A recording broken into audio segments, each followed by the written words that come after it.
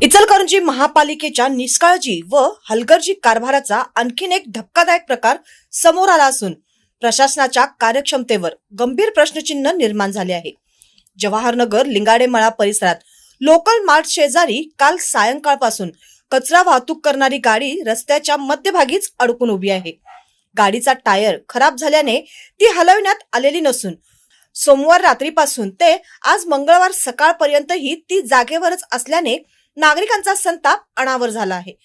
विशेष म्हणजे या कचरा गाडीतून सांडणारे दुर्गंधीयुक्त घाण पाणी थेट रस्त्यावर पसरत असून परिसरात असह्य दुर्गंधी निर्माण झाली आहे।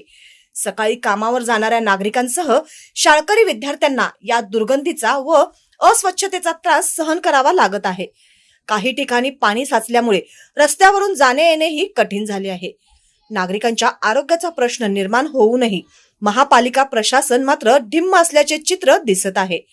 घटनेनंतर स्थानिक नागरिकांनी संबंधित अधिकाऱ्यांना वारंवार कळवूनही कोणतीही तातडीची कार्यवाही करण्यात आलेली नाही।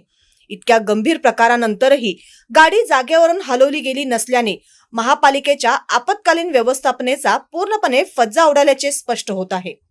आम्ही अजून किती त्रास सहन करायचा असा संतप्त सवाल नागरिकांकडून उपस्थित केला जात आहे।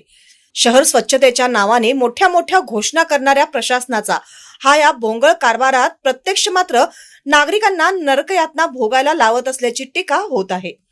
कारण व्यवस्थापनासारख्या अत्यावश्यक सेवेत अशी ढिलाई व बेपर्वाई नागरिकांच्या आरोग्याशी थेट खेळ करणारी ठरत आहे। या प्रकारामुळे संबंधित अधिकाऱ्यांवर कारवाई होणार का, तसेच ही समस्या तातडीने सोडविली जाणार का याकडे नागरिकांचे लक्ष लागले आहे। अन्यथा महापालिकेविरोधात तीव्र आंदोलन उभारण्याचा इशाराही स्थानिकांकडून दिला जात आहे।